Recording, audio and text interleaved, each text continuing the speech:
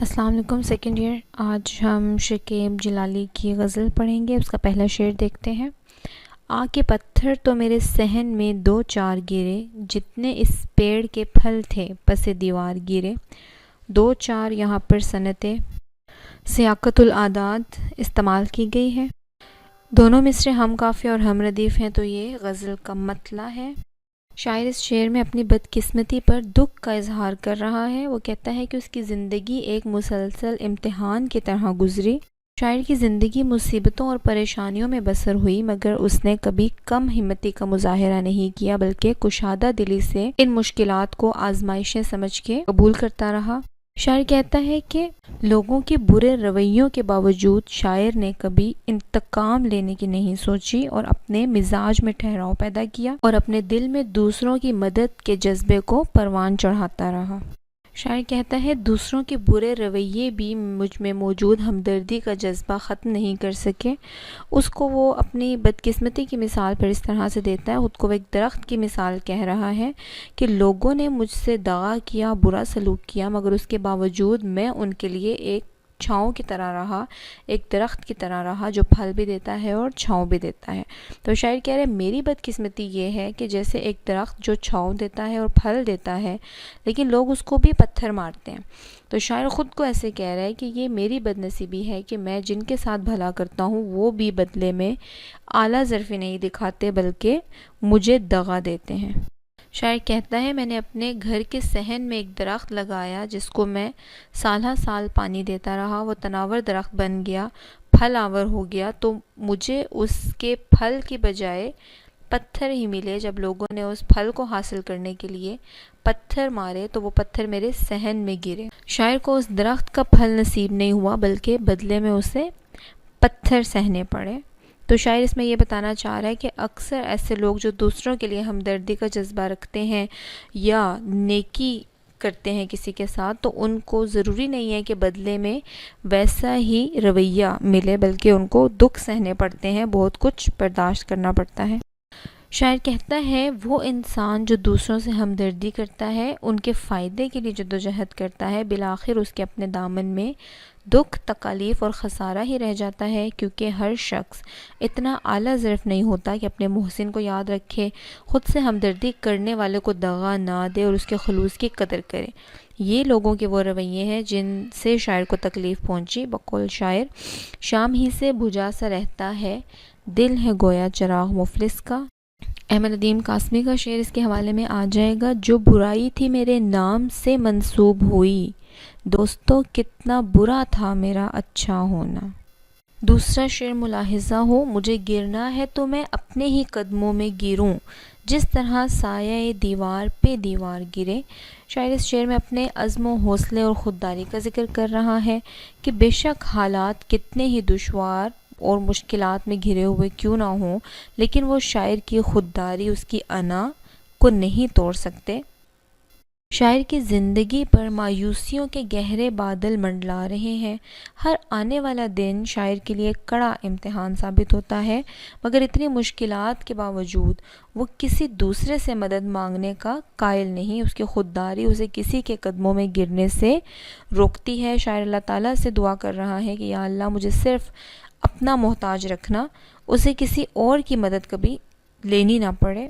شاعر کہتا ہے دنیاوی مشکلات سے تنگ آ کر اگر کبھی میں یہ سوچوں کہ مجھے کسی سے مدد لینی چاہیے، مجھے کسی کے قدموں میں گرنا چاہیے، اپنی انا اور خودداری کو کچل دینا چاہیے، تو شاعر کہتا ہے کہ مجھے یہ کبھی گوارا نہیں ہوگا۔ اپنی غیرت کو اگر مجھے کبھی للکارنا پڑا تو میں اپنے ہی قدموں میں گر جاؤں گا، مگر کسی دوسرے کے سامنے نہیں جھکوں گا، کیونکہ میری غیرت یہ کبھی گوارا نہیں کرے گی۔ شاعر کہتا ہے اگر حالات اتنے بگڑ گئے کہ اسے کسی سے مدد مانگنے کے سوا کوئی چارہ نظر نہ آیا، تو وہ اپنے آگے جھک جائے گا۔ کسی دوسرے کے سامنے التجا کرنے سے، کسی دوسرے کے قدموں میں گرنے سے بہتر وہ اپنے قدموں میں گر کر خود سے یہ التجا کر لے گا کہ اے شکیب ہمت نہ ہارو، حوصلے سے کام لو، جہاں تم نے اتنی سختیاں جھیلی ہیں یہ کٹھن وقت بھی گزر جائے گا، مگر اپنی خودداری کا گلا مت گھونٹو۔ شاعر خود کو ان الفاظ میں حوصلہ دے رہا ہے کہ اگر تم نے اس مشکل میں کسی سے مدد مانگ لی، یہ مشکل تو ٹل جائے گی، یہ وقت گزر جائے گا، مگر تم خدا کے سامنے اپنے آپ کو قصوروار ٹھہراؤ گے، رب کی بارگاہ میں خود کو کبھی باز ضمیر نہیں پاؤ گے۔ شاعر دوسرے مصرعے میں کہتا ہے، اگر مجھے گرنا پڑا تو میں اپنے ہی قدموں پر گروں گا، جیسے وہ دیوار جو گرنے کے قریب ہو جب گرتی ہے تو اپنے ہی سائے پر گرتی ہے۔ شاعر خود کو کہتا ہے کہ تم بھی اپنے ہی قدموں پر گر جانا۔ یہاں شاعر نے اپنے گرنے کو دیوار کے گرنے، اپنی زندگی کی تاریکیوں کو دیوار کا سایہ کہا ہے۔ یہ شعر شاعر کی خودداری، عزم اور حوصلے کو ظاہر کرتا ہے کہ شاعر کبھی بھی کسی دوسرے کے سامنے جھکنا پسند نہیں کرے گا، اپنی انا اور خودداری پر کبھی آنچ نہیں آنے دے گا، تاکہ مشکل وقت گزر جانے کے بعد اسے کسی قسم کی ندامت کا سامنا نہ کرنا پڑے۔ اس میں حوالہ شعر دیکھیں، جس دن میری جبیں کسی دہلیز پر جھکے، اس دن خدا شگاف میرے سر میں ڈال دے۔ شعر نمبر 3 دیکھتے ہیں، تیرگی چھوڑ گئے دل میں اجالے کے خطوط، یہ ستارے میرے گھر ٹوٹ کے بیکار گرے۔ اس شعر میں شاعر اپنے دل کی تاریکی کا ذکر کر رہا ہے کہ اس کے دل میں اتنے گہرے اندھیرے ہیں کہ کوئی روشن سے روشن چیز بھی اس تاریکی کو دور نہیں کر سکتی۔ شاعر کی زندگی پر غموں کے سیاہ بادل چھائے ہیں، اس کی زندگی میں غم اور دکھ اس قدر ہیں کہ روشنی کا نشان بھی اس اندھیرے کو بدل نہیں سکتا، بلکہ وہ روشنی بھی اندھیرے میں تبدیل ہو جائے گی۔ شاعر کہتا ہے کہ میرے دل میں اداسیوں کا اتنا اندھیرا ہے کہ آسمان کے ستارے بھی اگر میرے دل کو روشن کرنا چاہیں تو وہ ناکام رہیں گے۔ شاعر نے پہلے مصرعے میں دل جبکہ دوسرے مصرعے میں اپنے گھر کا ذکر کیا ہے، تو گھر سے مراد ہم شاعر کا دل بھی لے سکتے ہیں اور شاعر کا ظاہری گھر بھی مراد دے سکتے ہیں۔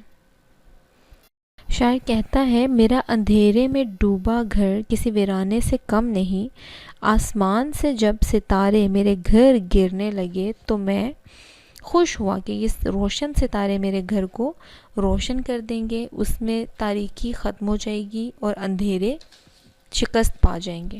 مگر ساتھ ہی یہ خیال شاعر کی غلط فہمی دور کر دیتا ہے کہ وہ ستارے اس کے گھر کو روشن نہیں بلکہ مزید تاریک کر دیں گے، کیونکہ وہ تو ٹوٹ کر گر رہے ہیں، اور ٹوٹ کر گرنے والا ستارہ تو روشن جگہ کو بھی تاریک کر دیتا ہے۔ شاعر کا گھر اور اس کا دل تو پہلے ہی تاریکی میں ڈوبے ہوئے ہیں۔ اب آپ دیکھیں دوسرے مصرعے میں شاعر ستاروں پر افسوس کا اظہار کر رہا ہے کہ ان کی محنت رائے گاہ چلی گئی۔ ٹوٹ کر گرنے والے ستاروں کا مقصد آباد جگہ کو ویران اور روشن جگہ کو تاریک کرنا ہوتا ہے، مگر شاعر کا گھر تو پہلے ہی تاریکی سے بھرا ہوا تھا۔ ناکامیوں، مایوسیوں اور دکھوں نے شاعر کے گھر اور اس کے دل کو اندھیر نگری بنا رکھا تھا۔ جب ستارے اس کے گھر ٹوٹ کر گرتے ہیں تو وہ تاریکی میں کوئی مزید اضافہ نہیں کر پاتے، کیونکہ وہ جگہ پہلے ہی بہت تاریک تھی۔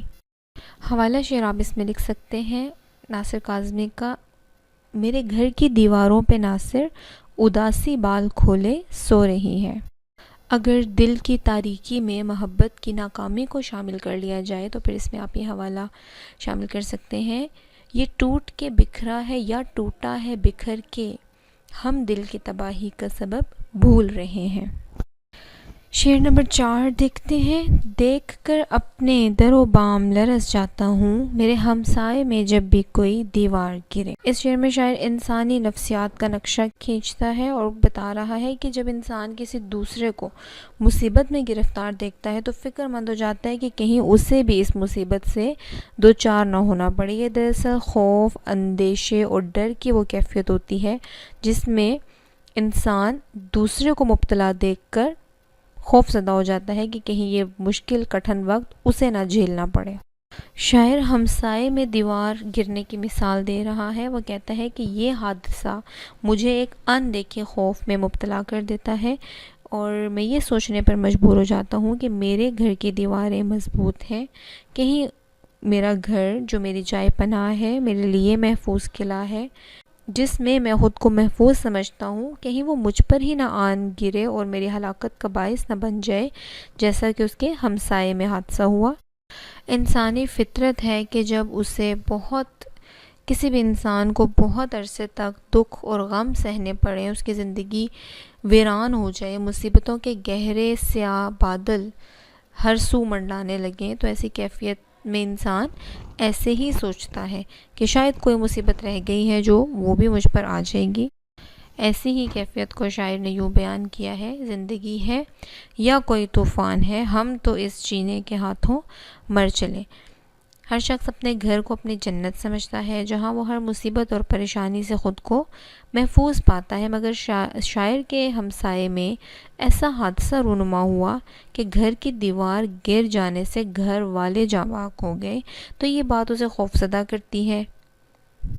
شاعر کو یہ اندیشہ بے چین کر رہا ہے کہ ہمسائے میں ہونے والا واقعہ کہیں اس کی زندگی میں بھی قیامت نہ مچا دے۔ زندگی کی مشکلات اور خدشات سے تنگ آ کر غالب بھی اللہ تعالیٰ سے یوں شکوہ کرتے ہیں: زندگی اپنی جب اس مشکل سے گزری یا رب، ہم بھی کیا یاد کریں گے کہ خدا رکھتے تھے۔ یہی خوف شاعر کو اندر ہی اندر کھائے جا رہا ہے۔ اس کی زندگی مشکلات، مصیبتوں سے تو عبارت ہے، اسے کوئی خوشی نصیب نہیں ہوتی، اور اگر خوشی مل بھی جائے تو وہ اسے راس نہیں آتی۔ اس کی یہ کیفیت ہر وقت اس کے دل میں دھڑکا لگا رہتا ہے کہ نہ جانے کون سی مصیبت اس کے گھر کی طاق میں بیٹھی ہے۔ اس اداسی، غم، کرب اور تکلیف کی کیفیت میں شاعر مایوسی کا شکار ہو جاتا ہے اور پریشان حال ہے کہ نہ جانے کون سی نئی مصیبت جو کسی اور کے ساتھ جو حادثہ یا واقعہ رونما ہوا ہے، کب نہ جانے وہ میری زندگی کا حصہ نہ بن جائے۔ شعر نمبر 5: وقت کی ڈور خدا جانے کہاں سے ٹوٹے، کس گھڑی سر پہ یہ لٹکی ہوئی تلوار گرے۔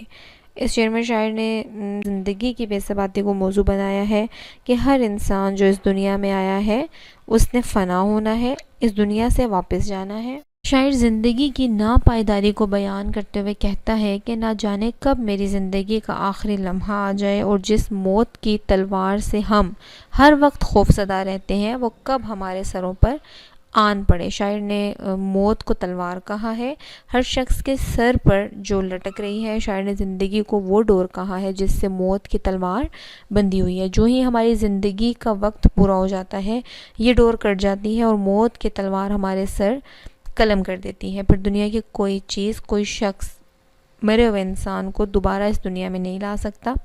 شاعر اپنی موت کو یاد کر رہا ہے، جو ایک اٹل حقیقت ہے جس سے انحراف ممکن نہیں، نہ ہی اس حقیقت سے نظریں چرائی جا سکتی ہیں۔ غالب نے کیا خوب کہا تھا: موت کا ایک دن معین ہے، نیند کیوں رات بھر نہیں آتی۔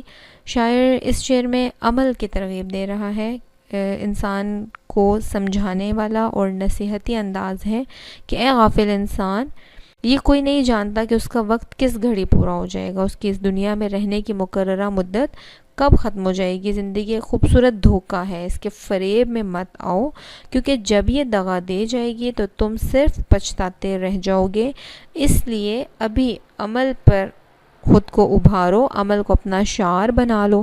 یہ زندگی آخرت کی تیاری کا وقت ہے، یہاں ہمیں آزمانے کے لیے بھیجا گیا ہے، یہاں ہم نے اعمال اکٹھے کرنے ہیں، تو یہ مت سوچو کہ ابھی تمہارے پاس بہت مہلت ہے، کیونکہ موت بتا کر نہیں آتی۔ اس میں آپ حوالہ شعر دیکھیں: وائے نادانی کہ وقت مرگ یہ ثابت ہوا، خواب تھا جو کچھ کے دیکھا، جو سنا افسانہ تھا۔ شاعر اس شعر میں عاجزی اختیار کرنے کا درس دے رہا ہے کہ جب موت انسان کو آن گھیرے گی، ہر شخص نے موت سے دوچار ہونا ہے، تو نہ جانے لوگ کیوں اپنی انا، عزت اور بڑائی جتاتے پھرتے ہیں۔ شاعر بتاتا ہے کہ ہر انسان اپنی مقررہ مدت اللہ سے لکھوا کر اس دنیا میں آیا ہے، ہر شخص اس بات سے بے خبر ہے کہ اس کی موت کب واقع ہوگی۔ شعر نمبر 6: دیکھتے کیوں ہو شکیب اتنی بلندی کی طرف، نہ اٹھایا کرو سر کو کہ یہ دستار گرے۔ شاعر نے اپنا تخلص استعمال کیا ہے، اس لیے یہ غزل کا مقطع ہے۔ غزل کے مقطع میں شاعر خود سے مخاطب ہو کر یہ کہہ رہا ہے کہ بلندی کو دیکھنے سے سر کی پگڑی نیچے گر پڑتی ہے، انسان کو اپنی خواہشات کو اپنی حیثیت کے تابع رکھنا چاہیے۔ شاعر خود سے ہی مخاطب نہیں ہے، بلکہ خود سے مخاطب ہو کر دراصل وہ سب انسانوں کو یہ پیغام دے رہا ہے کہ اونچے شخص کو اور بلند عالی مرتبہ شخص کو دیکھ کر صرف دل میں حسرتیں جنم لیتی ہیں، پھر ان حسرتوں کو پورا کرنے میں انسان بسا اوقات اپنی خودی کا سودا کرنے پر آمادہ ہو جاتا ہے، جس سے عزت و وقار ڈھیر ہونے کا خدشہ ہے۔ شاعر کہتا ہے یہ ہر انسان دنیا میں اپنا نصیب لے کر آتا ہے، اللہ کسی کو زیادہ دے کر آزماتا ہے اور کسی کو کم۔ یہ آزمائش ہے، اور اس آزمائش میں اگر ہم صبر و شکر کا دامن تھامتے ہیں تو اللہ تعالیٰ ہمیں مزید نعمتوں سے نوازتے ہیں۔ اللہ تعالیٰ فرماتے ہیں میں شکر کرنے والوں کو اور زیادہ عطا کرتا ہوں۔ شاعر کہتا ہے محلوں میں رہنے والے کم حیثیت لوگوں پر ترس تو کھاتے ہیں مگر ان کے خلوص کو کبھی سچا نہیں گردانتے۔ یہی سمجھا جاتا ہے کہ کوئی غریب ان کی دولت کی وجہ سے ان سے میل جول رکھے ہوئے ہے، اور انسان خود ہی اپنی عزت اور مقام دوسروں کی نظر میں کھو بیٹھتا ہے، جبکہ اپنی حیثیت اور اللہ کے دیے گئے پر مطمئن انسان اپنے خودداری اور بے لوث فطرت کے باعث امراء میں بھی عزت و تکریم کی نگاہ سے دیکھا جاتا ہے۔ اسلام میں بھی یہی حکم ہے کہ اگر دیکھنا ہے تو ہمیشہ اپنے سے نیچے والے کو دیکھو، بلندی پر نہیں بلکہ اپنے سے کم حیثیت والے پر نگاہ کرو۔ شاعر بھی یہاں یہی کہہ رہا ہے کہ بلندی پر دیکھو گے، سر کو اونچا اٹھاؤ گے، نگاہیں بلند کرو گے تو تمہاری دستار نیچے زمین پر گر پڑے گی، یعنی تم عزت سے محروم ہو جاؤ گے، اور اللہ کا شکر ادا کرنے والا ہی انسان دنیا اور آخرت میں نجات پاتا ہے۔ حوالہ شعر اس میں دیکھیں، اپنی مٹی ہی پہ چلنے کا سلیقہ سیکھو، سنگ مرمر پہ چلو گے تو پھسل جاؤ گے۔ ہماری غزل کمپلیٹ ہو گئی ہے۔ اس سے ریلیٹڈ کوئی کوسچن ہو تو آپ کمنٹ باکس میں پوچھ سکتے ہیں۔ اوکے بچے، اللہ حافظ۔